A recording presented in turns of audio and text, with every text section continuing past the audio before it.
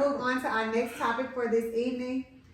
And it was something just so simple when I sit and I ponder on what I want to talk about on the show. And I go through social media and I'm looking at things that are going on in the world. And this is something that's just really simple that I don't feel like is discussed enough. And that's what it takes to be a good friend. It's true.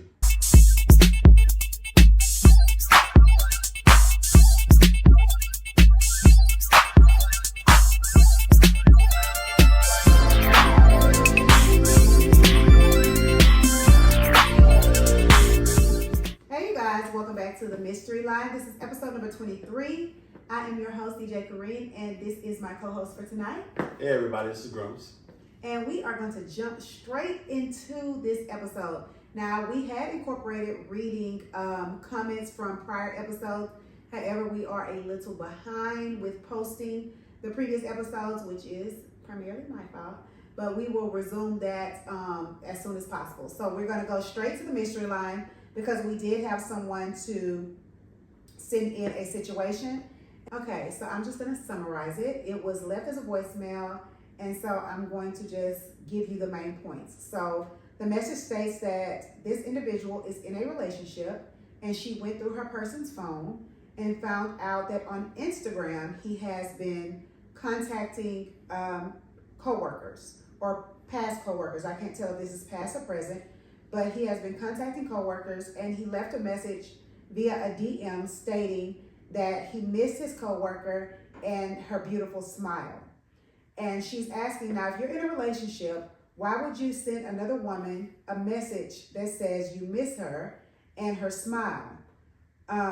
So she wanted opinions on, I guess, how she should proceed or how should she move forward knowing this information. I'll let you kick it off. Don't go through his phone. That's it? That's it. Look, I'm so sick of this shit. I'm so sick of this. I'm so sick of it.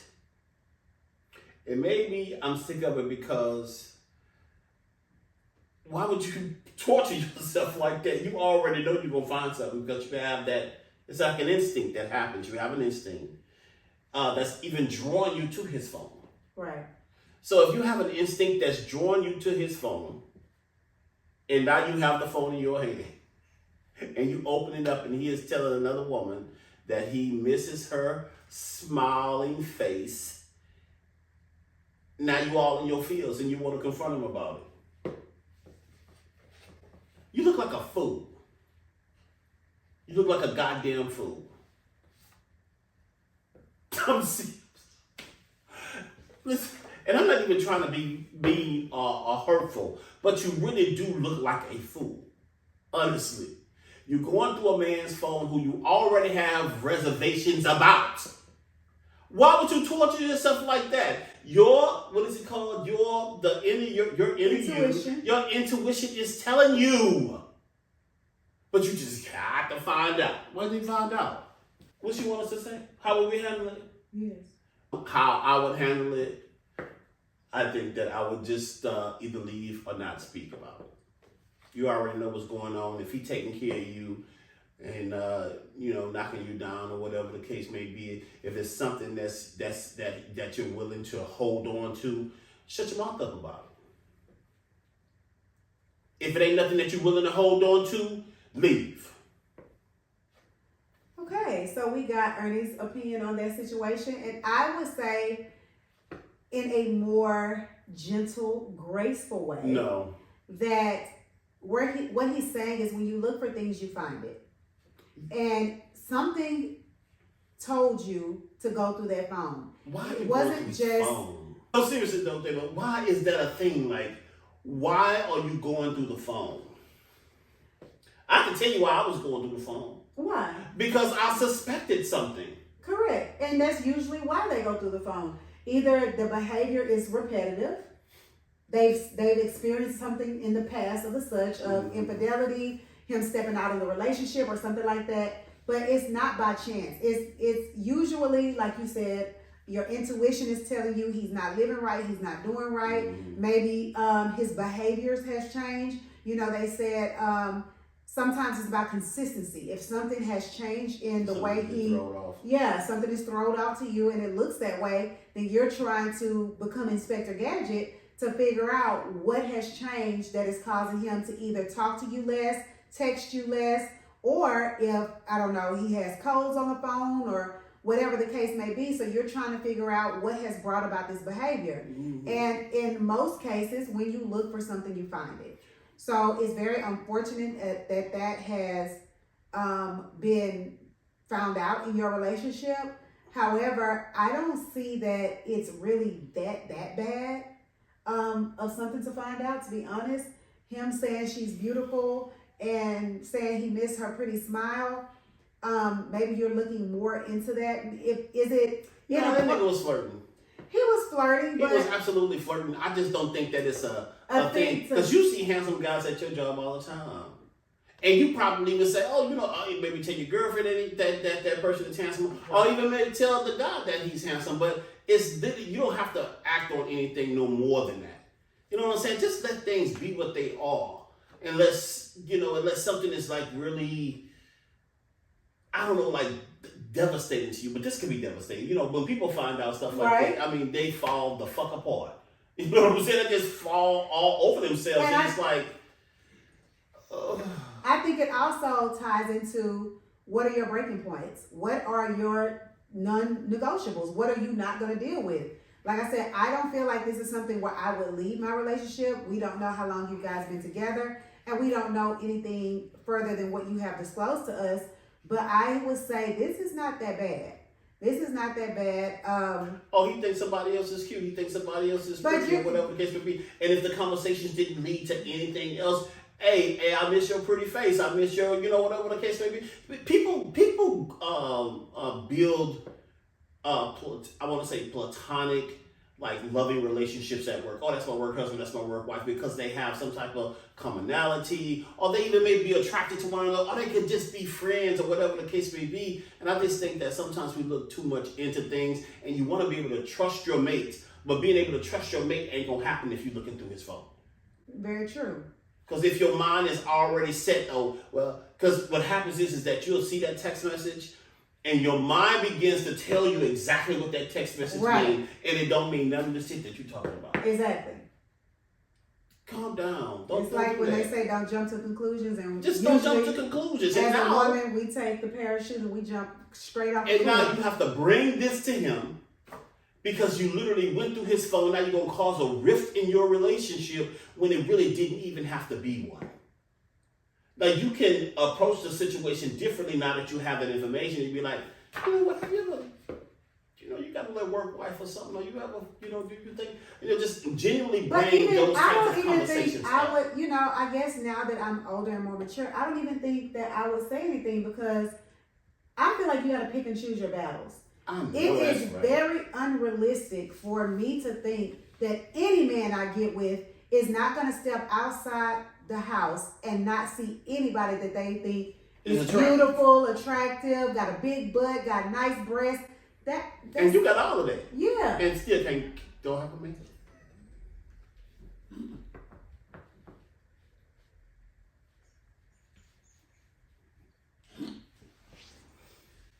Don't have one. Can't keep one. Okay. And I guess we got something in common, because you ain't got one either. Shit. Can't keep one to save your life. No, but seriously, in all seriousness, I just think that when we get into relationships, and again, we only know what you disclose to us. We don't know your age or anything like that. But when you get into a relationship, I think it's very unrealistic to think that your mate will not see any other person on this planet that he thinks is attractive, cute, like I said, nice figure. Because I've been with some of my previous relationships, and we would come in on women together.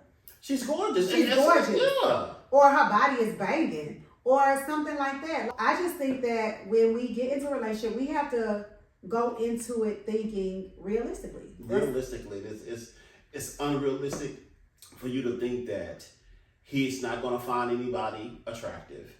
It's even unrealistic to have an expectation that he won't even text someone or inbox someone. We don't even live in that day anymore. No. We don't even live in that day anymore. Mm-mm. You know what I'm saying? Just chill out. Yeah. Don't stress yourself out behind that. Really think about what it is that he is offering you. If what he is offering you is good for you, hey, let that be what it is. If he is not, let him go. So that's how we would handle that situation, and that is the only thing that we had on the mystery line today. So we're going to move into what would Ernie do? You know, but just to stay on that, just to stay on for just a moment, because I'm just thinking about it. Like, Has someone ever gone through your phone? yes. Because you're very passionate about this situation. I'm very passionate because I've done it before. You've gone through people's phones? I have done it before. I have to. I have done it before, and let me tell you something. This was in 2008, so I was looking at emails too, and like long emails. Like my ex, he was, he prized himself as a writer. I was doing a lot of writing at that time as well. But, he would send emails and stuff, but the emails were like, oh, just in case Ernest go through my phone, he ain't gonna go through my emails. No, bitch, I'm going through all of this shit. And I just was like, exactly what I thought he was doing. You know what I'm saying? And it's like... But were you doing stuff too? I started doing stuff after I found it out. After you found that out? After I found it out. Before you found that out, everything was up on Everything that I found out, I'm like, man, I'm trying to be good and all of this shit, you know what I'm saying? So what gave you the suspicion that he was doing something he wasn't supposed to? Because he kept talking about this specific guy. Oh, all the time. And the things that he was doing, he was kind of enamored with the fact that he had his own magazine and that, he had. He was just fascinated. He was fascinated with that part because to get a magazine off and running anyway. Mm-hmm. And I mean, he had really good stuff, like really good print stuff. Like, oh, this is a thing, and people was really fucking with the magazine at the time. And I was like, I don't like that. You know what I'm saying? Because it was something that I was a bit jealous of because it took his attention away from me. That's big of you. A lot of people are not willing to admit that they have been jealous a time or two in their lives. I feel like everybody in the United States, of these Americans, and so on and so forth, and outside, at one point in their life have been jealous of someone for one reason. Absolutely. I was jealous. I was very jealous, and then it's like my jealousy fed into his ego. So then he started traveling. Traveling with Dallas, going to see the boy and everything. And I didn't have to look at it anymore because I'm thinking like, no, we got to break up. Did y'all? Yeah, we did. But we're really good friends now. But yeah, and we've had conversations about that and talking about how both of our egos had played into that because it was very much my ego too. Going through his shit, wanting to, nail and don't want him to do this, that, and the other. I really wanted you to be good in the relationship because that's what I was trying to do. Like we could have been two dogs out here in the motherfucking street. I would have been okay with that. But other than that, it's like after that particular situation, this was in 2008. This is how I got to the point where I don't know if it's in your phone. I do not care what is in your phone. I'm looking at what you're bringing to this relationship. What's in it for you? What is it? How can you benefit? So, I mean, going with that is too. Before I said I was pushing past this. And this ain't even about what you can do for yourself, right? Because I can do a lot for myself. However, if I'm in a relationship and the relationship is making my load a little bit lighter, I'm going to allow that. You know what I'm saying? I don't give a fuck. Of course I can do for myself. But if I'm in something and it is beneficial to me, I'm not going to let that go because this nigga want to talk to somebody on the phone. No. Listen, I don't feel like talking. If you can't beat them, join them. Listen, I don't have to feel like talking anyway. You know what I'm saying? And another thing too is that I guess as we get older and more mature, we have to realize that we can't be everybody's all. We are not the end all to everything. Somebody else has to feel that joy that he may be missing. So I don't know. Okay. All right, now that we have revisited that topic, and like I said, when we talk about these things and they come they come straight to the phone and we're reading them at the time that the show is beginning, our brains begin to go and we have so much to I say. know. So even when we try to leave the topic, it's kind of like, oh, I just thought about this, so now we have to double back. Or sometimes once the show ends, I'm laying in bed and that light bulb goes off and I couldn't say that. yeah, and I'm like, I should have said that. So now I have to write it down on my notes, and then I'm like, okay, I have to bring it back and say it next time. So that's why it's kind of difficult for us to say, okay, we're going to cut it here and then move forward. Yeah, sometimes you don't know what is. So you're talking and you never know what is going to be beneficial to someone. Right. You know what I'm saying? So I think that even me rounding back on that and giving that explanation, it's just that I'm at a certain age now, and that was an experience that I was having at 34 years old. Mm-hmm. You know, I'm 20 years older than that now. We know. You look it. Because you're a lot. I don't look 20 years older. 30. Okay, so we're going to move on to our next topic for this evening.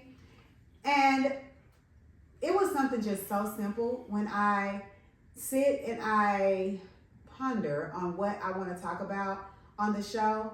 And I go through social media and I'm looking at things that are going on in the world.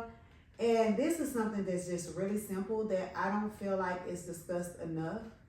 And that's what it takes to be a good friend. It's true. We don't talk about that enough. And I was talking with my cousin on the phone, and she was asking me, do I think friendships need therapy? Like couples need therapy. And I think that if the friendship is worth holding on to, I absolutely believe that some friendships need therapy. Because sometimes we experience things with our friends that we may not even experience in a relationship. Sometimes, you know, relationships come and go. The friendships do too. You know, sometimes there's a reason, a season, and an end of a chapter with a friendship. Yeah. But usually, I was going to go there. we usually have, you know, our long-term friends that we have been friends since grade school or high school or whatever the case may be. And so I just want to know, what do you think it takes to be a good friend? You know what, when you said that, the first thing that came to my mind is, so y'all know I'm a poet by trade, education. Anyway, but I love Maya Angelou. Maya Angelou, so on one of her documentaries, her son asked her, I don't have any, he was telling her, I don't have any friends. You know, how can I get some friends? And she told him, she said, in order for you to get some friends, you have to be a good friend. You have to be a good friend. You have to be a good friend first, so you kind of, figure that out. How would you, she had a conversation with him about that. But I was thinking specifically about like friendships that are not anymore. Yeah. Crazy. How close you were to a person, and then now it's like the friendship never existed. Like never existed. Like we were so close. Reggie was one of them. Reggie is actually someone who I would go to therapy with. Okay. Because I think that we had too long of a relationship for it to end in that way. Right. My fear is that he wouldn't be able to see it no other way. That's my fear with Reggie. Like it's how he would see it, and the reasoning for the disconnect for the relationship was so hard for him. Because of the situation why it fell apart. But to answer that question, yes, there are people who I would actually go to therapy with, and he is one of them. He is one of them. I think that. But if it can't, though, if you can't, I think the therapy may want to be for you. True. Like, I lost a friend of mine. It's devastating to me. We can't come back together. Sometimes that is, listen, the Bible says there's a friend who sticks closer than a brother. Right. So some friends are literally closer to you than your relatives. Really, like they're like my best friend is like my family knows that my best friend is my sister.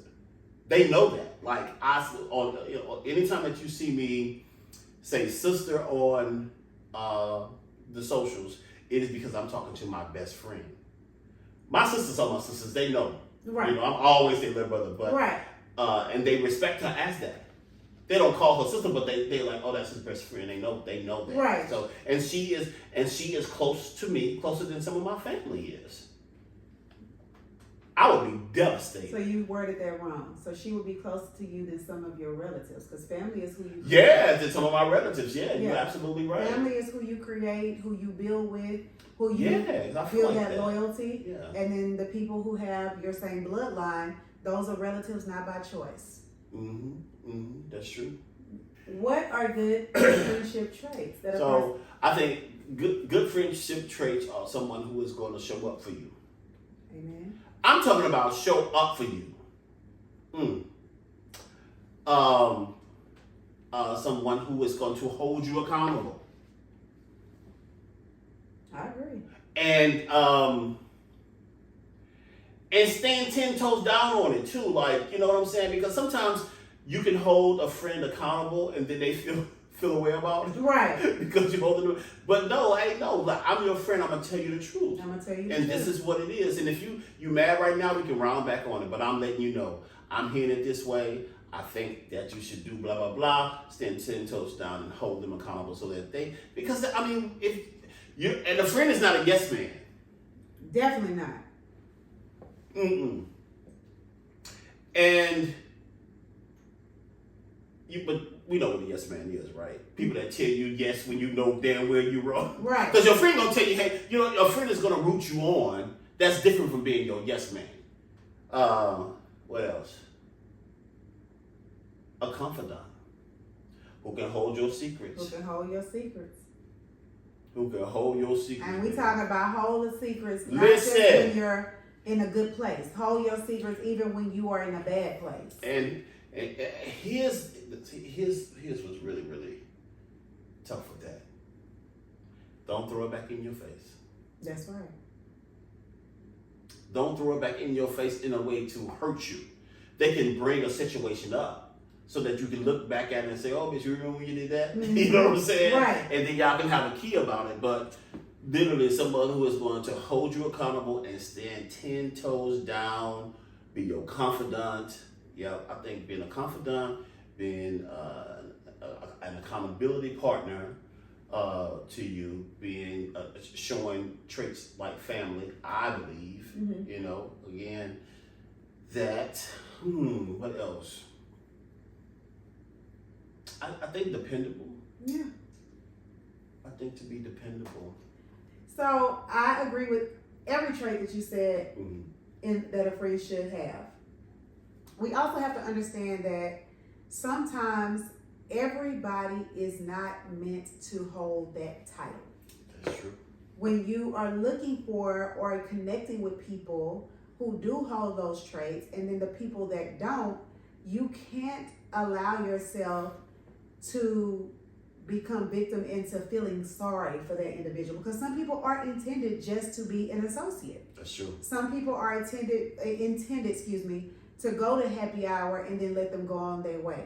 Some people are not meant to be invited to your home, somewhere that's sacred, somewhere, you know, and some people are just not meant to go that far with you, and we have to use discernment when dealing with people. And you have to draw hard lines too. You have to draw hard lines because and you can't even play with the idea, like you have to know. And sometimes you have to put a person in a place too. Oh, I thought that you were a friend of mine. Correct. But turns out that, oh no, I can only go to happy hour with you. That's it. I cannot share any. You're an associate of mine. That's it. And we have to draw that line. Like, don't get those two lines confused, because some people will show up in your life wanting to be a friend, but don't know how to be a friend. And then the actions, as y'all, you know, grow whatever relationship it is, their actions will tell you, oh no, you're an associate. Very much so. You're not a friend. You took the words right out of my mouth. So please, re-say that. When we accept people in our lives and we think that they are friends, but their actions, as we begin to grow that relationship, their actions begin to tell you who they are and what role they will play in your life. And it's not friend all the time. It's not friend all the time, and we can't dummy down those actions either. We have to take those actions and for what they are. And another thing too, you can't let somebody tell you that they're your friend. this is a hard thing because people get friend and associate confused. Very much so. Still today, they really get friend and associate confused and would be offended if you say that they are an associate. No, you haven't even really shown yourself friendly to me in a way where you are a friend.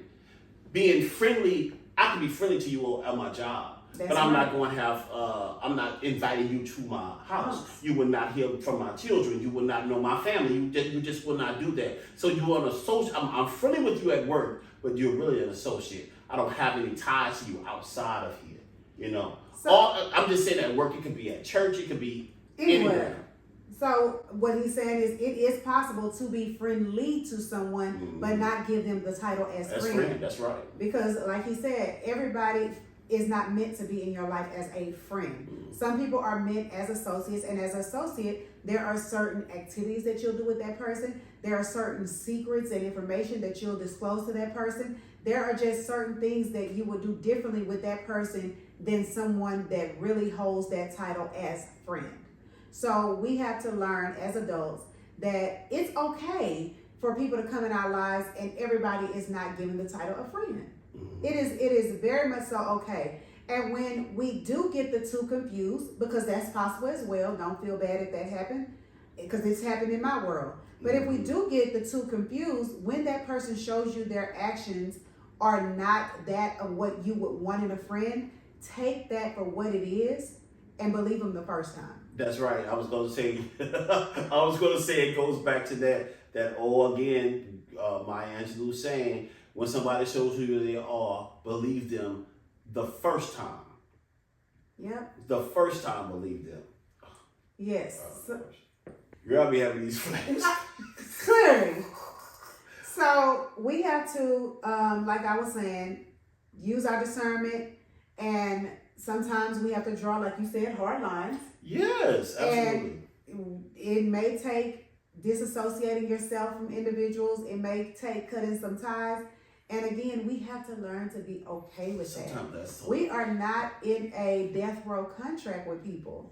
You have to understand that sometimes it's okay to detach yourself from people that are draining. Detach yourself from people that like to throw rocks and hide their hand. Detach yourself from people who are constantly offending you and blaming it on this, that, and the third. It's okay to detach yourself.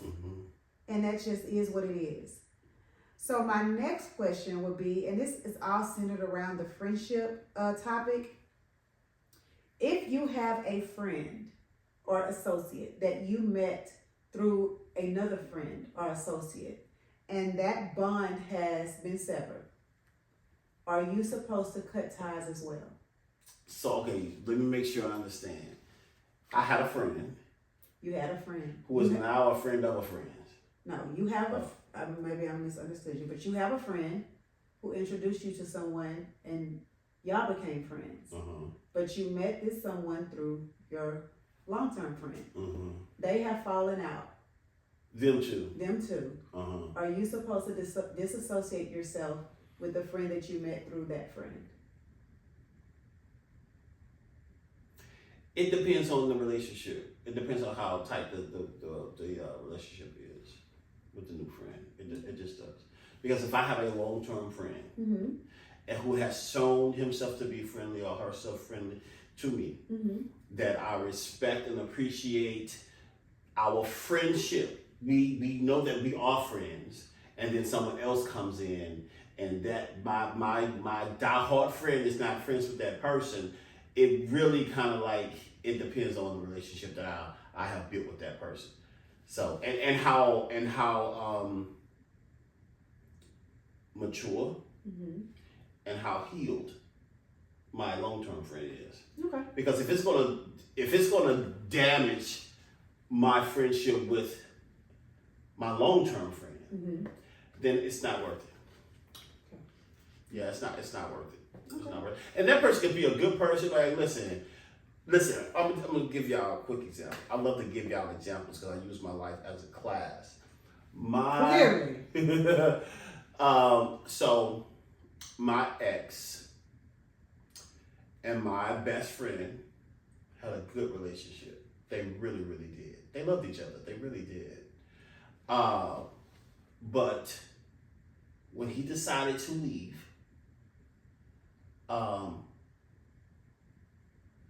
she let him go. He actually called her and said, listen, you know, me and her are not together no more, but I would love to, you know, continue to build our friendship. I had two friends to do that, actually.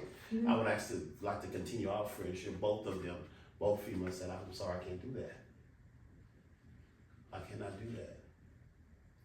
And like you said, it also, it depends on how the breakup was. If the breakup was a terrible breakup, if depending on what transpired between you, like if you have done some whole shit to my best friend, and I met you through my best friend, then no, we're not going to be able to continue. I think that was what it was, because my ex, even though he done some horrible, some horrible shit to me, mm-hmm.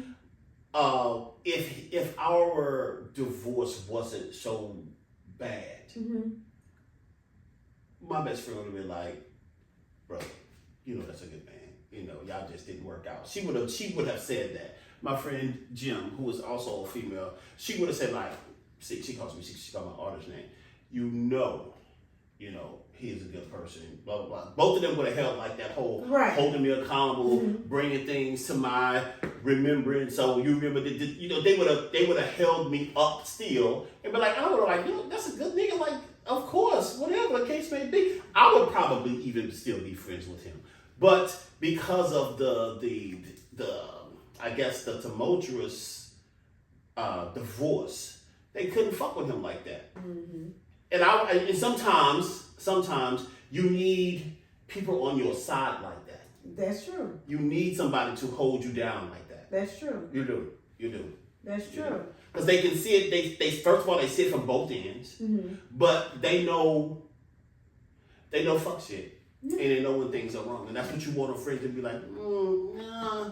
Because if he would do that to you, he'll do it to somebody else. Listen, and sometimes you can, and sometimes you don't have. They never experienced him badly. Mm-hmm. I did, mm-hmm. but because I experienced him badly, and they were privy to the stuff that was going on in the relationship, no, that's some whole shit, like for real. Mm-hmm. And I know that if it wasn't, they'd be like, we going out to eat or whatever the case may be. They would be, friendly with him. So you want people to, you need that, and then you need other folks to fall off when they can't support you in that way. So it's kind of like a plant, when a leaf dies. That's it. You cut that leaf off.